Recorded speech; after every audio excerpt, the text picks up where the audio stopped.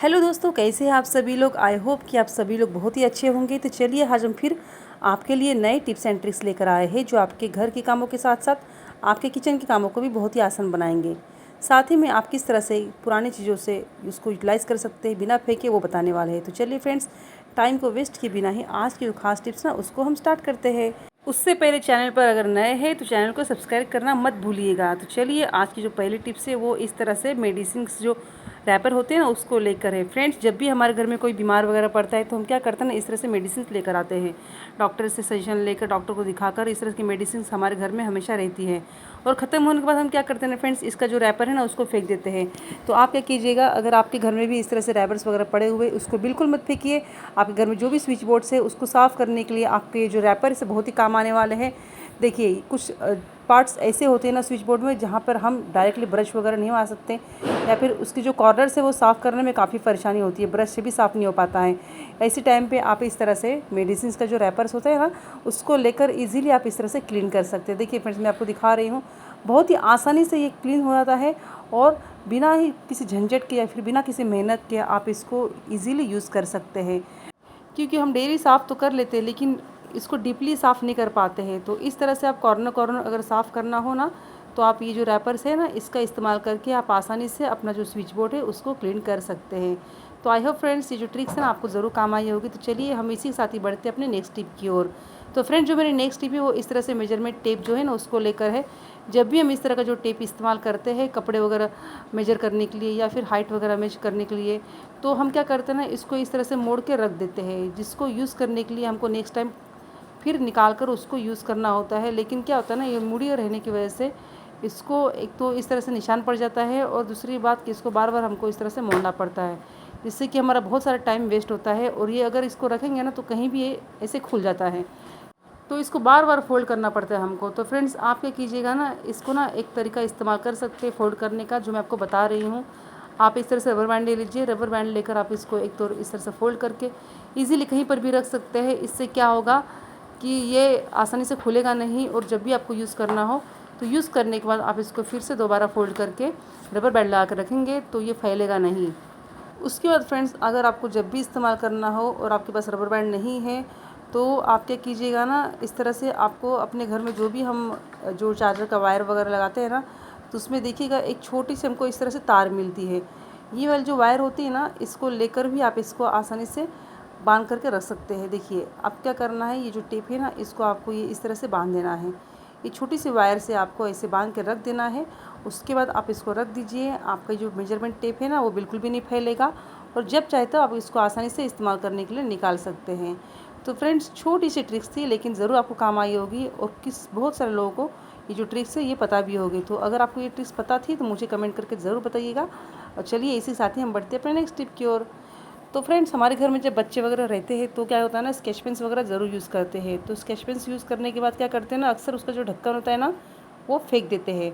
तो इस तरह से जब स्केच पेन ख़राब हो जाता है तो उसका ढक्कन रख के कोई फ़ायदा नहीं है। तो हम क्या करते हैं ना, स्केच पेन के साथ ही उसका ढक्कन फेंक देते हैं। लेकिन ये जो ढक्कन से है ना बहुत ही काम आने वाली चीज़ है, जो आपको शायद ही पता होगी।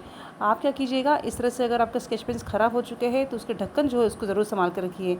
हमारे घर में जो भी टूल्स वगैरह होते हैं ना उसके लिए वो ढक्कन जो है आपको यूज़ करना है। तो आप किस तरह से यूज़ करेंगे, चलिए हम आपको दिखाते हैं। कई बार क्या होता है ना कि ये जो टूल्स काफ़ी रिस्की होता है, काफ़ी डेंजरस होता है। अगर घर में छोटे बच्चे हैं तो उनसे हम डायरेक्टली मांग भी नहीं सकते, क्योंकि डर लगता है कहीं उनको चुभ ना जाए। तो ऐसे में अगर आपके घर में ऐसे टूल्स है तो उसमें आप ये जो स्केच पेन्स का ऊपर का ढक्कन होता है ना उसको लगा के रखिएगा। देखिए, मैं आपको दिखा रही हूँ।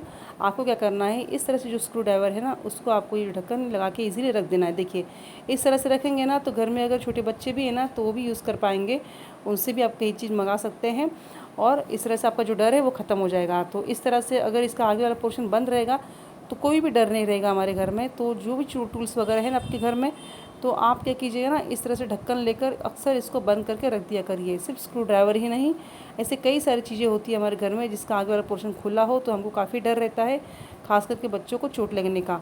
तो ऐसे टाइम पे आप ये जो ट्रिक है इसको ज़रूर फॉलो कीजिएगा। इससे क्या होगा ना, आपको चोट लगने से बच सकते हैं, या फिर घर में अगर बच्चे वगैरह है कोई भी है तो उसको चोट लगने से आप बचा सकते हैं। तो होप फ्रेंड्स कि ये जो ट्रिक्स है आपको ज़रूर काम आई होगी। उसके बाद फ्रेंड्स हमारी जो नेक्स्ट ट्रिक है ना वो इस तरह से बर्तन को लेकर है। बर्तन तो हम हमेशा साफ़ करते हैं, लेकिन क्या आप कभी नेल कटर से बर्तनों को साफ़ किए हैं? नहीं ना। तो चलिए हम बताते हैं कि आप एक नेल कटर से किस तरह से बर्तन को साफ़ कर सकते हैं। तो मैं आपको दिखा रही हूँ कुछ बर्तनों को साफ़ करके, क्योंकि कई बार क्या होता है हम बर्तन तो क्लीन हमेशा करते हैं, लेकिन बर्तन के कुछ पार्ट्स ऐसे होते हैं ना जो हमेशा गंदे रह जाते हैं और हम उसको साफ़ नहीं कर पाते हैं। जैसे कि देखिए मैं आपको दिखा रही हूँ, ये इस तरह से प्लेट्स है, ग्लास है। देखिए ग्लास में साइड में जब भी हम ग्लास को इस तरह से उल्टा रखते हैं ना धोने के बाद, तो उसका जो पानी है ना वो कॉर्नर में जम जाता है, जिससे कि ये वाइट यहाँ पे इस तरह से लेयर बन जाती है और वो धोने के बाद भी छूटती नहीं है। चाहे प्लेट्स हो, ग्लास हो या कोई भी बर्तन हो, अगर हम उसको वॉश करते हैं तो उसके बाद देखिएगा आप साइड में कॉर्नर में इस तरह से वाइट पानी जम जाता है, जिसको हम निकाल नहीं पाते हैं और वो देखने में काफ़ी गंदा लगता है। तो उस टाइम पे आप क्या कीजिए फ्रेंड्स, इस तरह से एक नेल कटर ले लीजिए और नेल कटर लेने के बाद आपको क्या करना है, नेल कटर में जो ये वाला टूल्स होता है ना उसको इस्तेमाल करना है। आप क्या कीजिएगा, इसको जो कॉर्नर से ना देखिए इस तरह से आपको इसको घिस देना है। इससे इजीली जो भी वाइट्स वाला पार्ट है ना वो निकल जाता है। या फिर देखिएगा बर्तन के कॉर्नर्स देखिए, अगर आप कभी ध्यान देंगे हो तो इस तरह जो जमा होता है ना वो जल्दी क्लीन नहीं हो पाता है। तो उस टाइम पे आप इस तरह से नेल कटर लेकर इसको इजीली क्लीन कर सकते हैं। देखिए बहुत ही आसानी से क्लीन हो जाता है। जहाँ पर हमारा डिश वॉश या फिर कोई ब्रश वगैरह भी काम नहीं कर पाता है, वहाँ पर आपको ये ट्रिक इस्तेमाल करनी है। इससे आप आसानी से बर्तनों को क्लीन कर पाएंगे। इसी तरह से मैं आपको ये जो प्लेट है इसको भी दिखा रही हूँ करके। देखिए फ्रेंड्स इस तरह से ये ईज़िली निकल जा रहा है। तो बर्तन तो हम धोते हैं लेकिन इस तरह से क्लीन नहीं कर पाते हैं। तो उसके बाद आप क्या कीजिएगा, जब भी बर्तन को वॉश करेंगे तो एक बार इस तरह से क्लीन करके पानी से ज़रूर धो दीजिएगा। देखिए मैं आपको दिखा रही हूँ, फिर से प्लेट में भी देख सकते हैं कितना सारा इसमें वाइट जमा हुआ है। तो ये सब पानी होता है, पानी का जो क्लोरीन होता है ना वो जम जाता है। बर्तनों को साफ़ करने पर जब हम प्लेट्स को ऐसे हैंग करके रखते हैं या फिर कहीं पर भी रखते हैं ना, तो पानी जमने के बाद ये काफ़ी गंदा दिखता है। कई लोग तो साफ़ कर देते हैं लेकिन कई लोग उसको कर नहीं पाते हैं। तो ऐसे में आप ये नेल कटर है ना इसको इस्तेमाल करके आप इसको ईज़िली क्लीन कर सकते हैं। देखिए इस तरह से। तो ये हमने अच्छे से क्लीन कर दिया है फ्रेंड्स। अब मैं आपको इस प्लेट को धो के दिखाती हूँ। आप देखेंगे काफ़ी अच्छे से क्लीन हो चुका है। देखिए फ्रेंड धोने के बाद देख सकते हैं कि इसका जो भी वाइट पोर्शन था वो पूरा निकल चुका है। इस तरह से बर्तनों को क्लीन कीजिएगा, आपके बर्तन जो है हमेशा अच्छे रहेंगे, साफ़ सुथरे रहेंगे और ख़राब बिल्कुल भी नहीं होंगे। तो फ्रेंड्स आई होप कि जो ट्रिक्स है आपको ज़रूर काम आई होगी। तो चलिए फ्रेंड्स इसी के साथ ही हम बढ़ते हैं अपने नेक्स्ट टिप की ओर। तो फ्रेंड जो मेरी नेक्स्ट टिप है इस तरह से हिंग को लेकर है। हिंग का इस्तेमाल तो हम अक्सर दाल वगैरह में डालने के लिए करते हैं। ये पेट के लिए भी काफ़ी अच्छा होता है, लेकिन अगर हम इसका डिब्बा एक बार खोल देंगे तो इसकी जो स्मेल है ना निकल जाती है।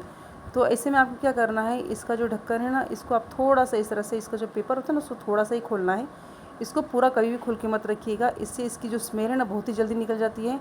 हींग ऐसी चीज़ है जिसकी स्मेल काफ़ी जल्दी निकल जाती है, तो इसका असर भी कम हो जाता है। इसलिए कभी भी इसको आप पूरा ओपन मत कीजिएगा। उसके बाद देखिएगा आप जब भी इस्तेमाल करेंगे ना तो आपको एक काम ज़रूर करना है, ख़ास करके हींग का जो डिब्बा होता है ना उसके लिए आप एल्यूमिनियम फॉइल इस तरह से ले लीजिएगा और थोड़ा सा एल्यूमिनियम आपको इसको कट कर लेना है। उसके ढक्कन के ऊपर रख के आपको इस तरह से प्रेस कर देना है। देखिए इस तरह से प्रेस करेंगे ना फ्रेंड तो क्या होगा ना, इस तरह से इसका एक जो लेयर है ना वो बन जाएगा। देखिए ढक्कन बन जाएगा। इस तरह से आपको इसी तरह से ढक्कन को बना लेना है। अब हम क्या करेंगे ना, ये जो बना हुआ ढक्कन है ना फॉइल से, इसको हम कट कर लेंगे। तो फ्रेंड्स ये जो एक्स्ट्रा पेपर निकला हुआ है ना फॉइल का, इसको हमको काट के निकाल देना है, ताकि ये जो पेपर है ना इससे अच्छे से ढक्कन का शेप आ जाए। तो देखिए इस तरह से हमने ढक्कन का शेप बना लिया है।